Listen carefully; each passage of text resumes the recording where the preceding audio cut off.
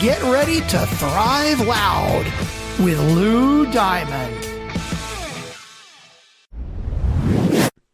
Hey, Thrive Loud listeners, Lou Diamond here. Hope you are doing great here on Super Tuesday of 2020. That's the day we decided to launch this episode, and we figured it was a perfect way to introduce you to one of our guests on a special program that we run, Bedside Readings, Authors That Thrive, Deke Copenhaver, who wrote a book called The Changemaker. Deke actually was the mayor of Augusta, Georgia, and has been in politics for a long time and has a really interesting perspective. I wish actually we had the opportunity to be selecting someone like Deke. Maybe we will in the future. He's a great guy. You're going to really enjoy his story and learn about his new book, The Changemaker, in this special episode for Thrive Loud. Just wanted to do a quick rewind here. Also look at some of the episodes that we've had the past few weeks. I'll rewind the clock a few weeks back to Melanie Diesel's Content Fuel Framework, a catch-up episode with my good friend Melanie. Her book just came out on February 24th, 2020. It's awesome. It's a great guidebook for helping you figure out how to get your content out there, and with all the challenges that we all have in trying to get great content, or however you do it. Melanie did a great job in that book. Go check it out. We had Jennifer Yan from SEO Symbiosis, Lori Gerber from the Handel Group. That was an interesting conversation about relationships, honesty. She really told us her personal story, which was a lot of fun. And I really enjoyed talking to her. Go check that out when you get a chance. That's episode 418. And Kim Sakwa, also from the Authors That Thrive special episode from Bedside Reading. That was great to hear her story about her book, The Prophecy. So let's get started. Deke Copenhaver, special episode from Bedside Readings, Authors That Thrive, here on Thrive Loud.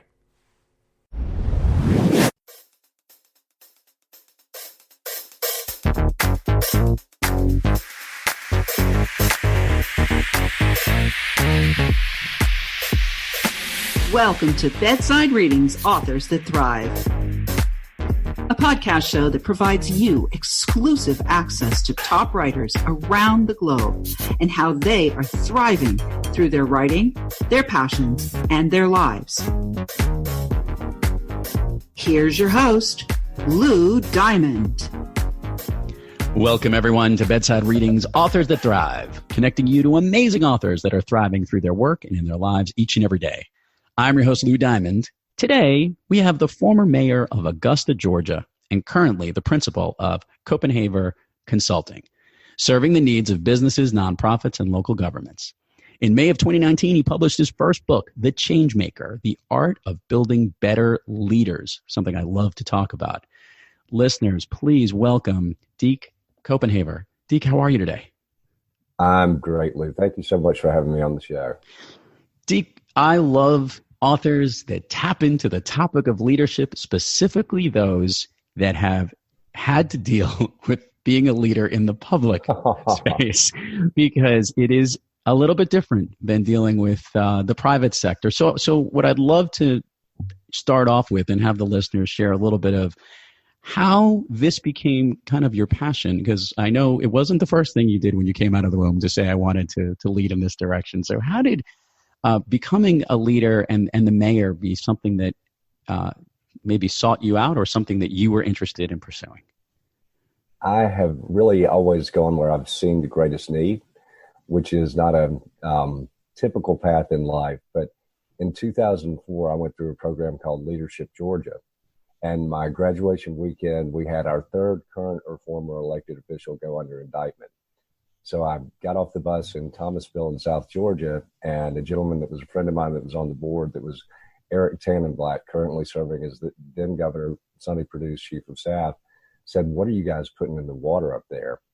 And I'm extremely competitive, and I just thought that we had a real need for ethical, principled leadership. So I threw my hat in the ring, subsequently won in 2005. So now, to share with the listeners here, how long were you mayor of Augusta? For 9 years. Okay, that is one very long period of time to represent one. Talk to my wife about that. What? I'm sure she has her own opinions of what that would be.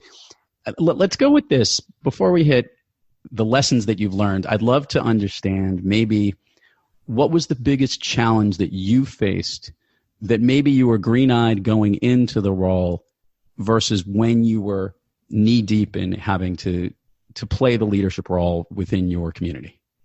Well, I think one of the biggest challenges was the fact that at the local level, if you run for office and you're mayor, you completely give up your privacy. There's really no turning it on and off wherever you go. But that was a sacrifice that I was willing to make. And I went against conventional wisdom. I never ran a negative campaign. I never said bad things about an opponent or a colleague while I was in office. I was a political science major, and it was my own experiment in democracy. I felt like if you offer people an alternative, they'll go to it. And they did. I won 3 elections with an average of 64% of the vote. Deke, would you say you're a charming gentleman? I know this. And obviously that is an art of being a politician. But I will say what the angle that you're going at is to run it honestly, forthright, and clean. I guess the key thing that a lot of people, they shake their heads at is, says, sure, you could do that at the local level. Can it be done at other levels, state, national, et cetera? I think it can, but I think it has to start at the local level. But there is a desperate need for principled ethical leadership in politics, in business these days, and people are desperate for it. I think I had a post on LinkedIn last week just talking about my journey to become mayor and then to become a published author. It's now received almost 16,000 views in just over a week. And Jane Ubelmeyer, who we both know from Bedside Reading, we were talking earlier this week, and she said, well, what do you think? How do you think that happened? And I said, I think it's just people are looking for hope, whether it be politically or just in the nation. The Changemaker, the art of building better leaders. I'm guessing this is a combination of the experience that you had as a leader with some other lessons that you bring to the table. Share with the listeners, I guess, some of the key takeaways that you want the leaders, the readers and the leaders to get from the Changemaker. Well, it's interesting. When I first met with Forbesbooks published the book, they said, you're going to have to target a demographic. And I thought, well, I didn't do that in office. I don't skew to the extremes. But then I had a conference call with my editor a year ago, and he said, this is really going to appeal to a wide variety of people. And to me, true leadership is not pandering to the extremes.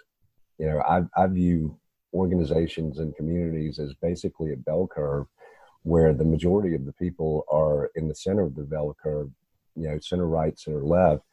But everything we see in the media these days and in politics skews to the extremes. So really, to be a true leader is not to pander to the extremes. It's to focus on serving the majority of the people that you're leading. Deke, many of our listeners are business leaders and entrepreneurs who might run their own company or run divisions of companies almost onto themselves as entrepreneurs. I guess, how does your message translate over as you're leading those in the private sector? Well, whether you're in a leadership role in the private sector or the public sector, I share with people that leaders establish a tone and establish a culture. And that has to come from the top down. I mean, a company that I always use as an example is Chick-fil-A. Whether you agree with the politics of Chick-fil-A or not, you can just see what Truett Cathy initially instilled in it. He offered positions that were upwardly mobile. There are a lot of people that started off at the counter that now have franchises. And I think it's to value your employees. I truly valued the city employees and worked on establishing a culture where people were excited to come to work. I want to now ask the question. You went into office with challenges that are obviously to the local level and the neighborhood level of things you have to deal with. And when you're consulting companies and you look at the challenges that they may face, is there one leadership challenge that you've been seeing as a consultant more than others? I do, and I think that the issue becomes when people listen, leaders, whether it be businesses, local government, to the vocal minority and think that that's prevailing public opinion. And I saw that in office. I see it in businesses where the squeaky wheel gets the grease. And there's always the temptation to give into that. But with your business, or if you're serving in public office, you can't let the tail wag the dog. And I see that happen all too often. Great tactics that you can provide leaders. Some people give great principles and ideas. Are there specific tactics that you have that can be deployed that come out of the Changemaker? Never be afraid to be honest with your employees or with citizens you're serving. Honesty actually is the best policy. Be consistent. That is a key. And I see that all too often, in businesses, people shift when they don't need to shift, but also in politics, to me, it's just unfortunate that I see that the public trust has been violated. And so people have to be able to trust your leadership, and trust is hard to build, but it's easy to erode in a hurry if you're not consistent. Deke, I love asking guests on the program this question, and it's going to be interesting because from the few times I've spoken with you, you're as calm and cool, as collected as anyone we've ever had on the show, and you exude confidence. But there are always days when maybe we're not kicking on all cylinders. Deke, when you have trouble thriving, who or what practice do you seek to get back on the thriving track? Well, there is an element of having confidence in yourself, but I also have a very strong faith. And I had great mentors and role models growing up. My father was a very principled and ethical CEO. And it was funny, when I was in office, people would say, how do you not lose your cool? And, why do you not just go off on people? But I said, my father raised me to be professional. And it doesn't matter if it's in my business life, if it's in the public sector, I'm going to be professional because that's what my dad taught me.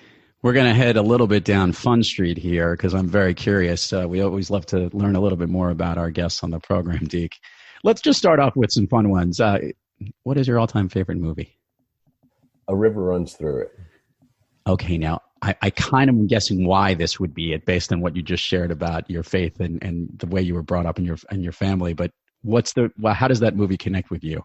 It connects with me. Okay, growing up, I was very much the rebellious one in my family, which I think served me well in politics. That was kind of me rebelling against authority. But I always identified with Brad Pitt's character in that movie. Sure, everyone wants to be Brad Pitt. Come on. Yeah, exactly. Who doesn't want to be Brad Pitt? Right, exactly. It is a great scene, and I love those rivers in Montana are always spectacular to look at. Both of us, we were laughing before we started recording. Both of us were working out beforehand. What's your go-to workout? I know that you have participated in triathlons. Is that still going on today? I still train. I've completed 5 half Ironmans. Wow. And I think about 5 or 6 half marathons, but it just varies. That was one thing about training for the half Ironmans is it became like a job. And I'm sure I probably have another one in my future, but just maintaining an exercise schedule is something that's very important to me. And that, I think, particularly helped me when I was in office as well. And it had the extra added benefit that, when you're sitting in the steam room with a bunch of sweaty dudes, everybody shoots straight. And politics would always come up, and they still do, but you're sitting on the same level. So I think exercise is something that connects people. One of the things that I love most about the Ironman was that you had 3,000 people that were out there pulling for each other the entire way.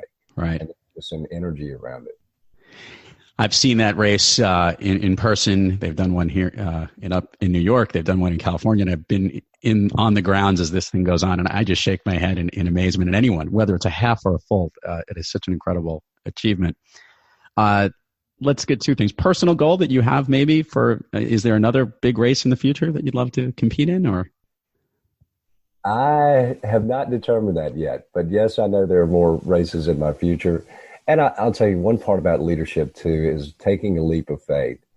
And the book itself is a leap of faith. I've got a nice lifestyle and everything. The business is going well. I've got a wonderful wife, but the opportunity to do something different came along. And so just to take that leap of faith into that, and I look at that as a race as well. It's a marathon, not a sprint. So I'm excited to see how well the book's doing, but everything in life, it's always good to take that leap of faith. Deke, I only wish that not only business leaders would listen to you, but other politicians would listen as well, because wouldn't the world be such a better place if they came with all those values that you have of honesty, forthrightness, and kind of that middle ground to represent all sides? Because I think that's what we I guess all hope our politicians aspire to.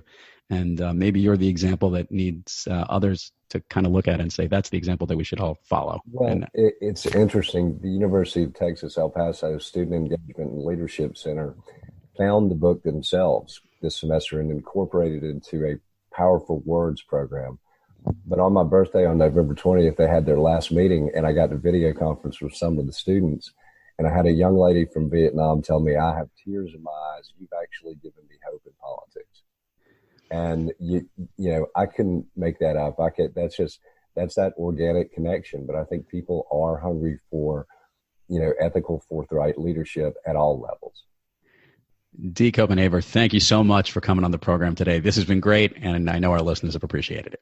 Lou, it has been a pleasure. You need to come visit Augusta during the Masters again soon. Oh, we're making that happen. Yes, we will. You have been checkmarked, red flagged, and yeah, we're going to have to coordinate an April visit down into Augusta, Georgia. Just would be fun to hang out and appreciate maybe the most amazing place. One of my favorite places to go. So love to have you.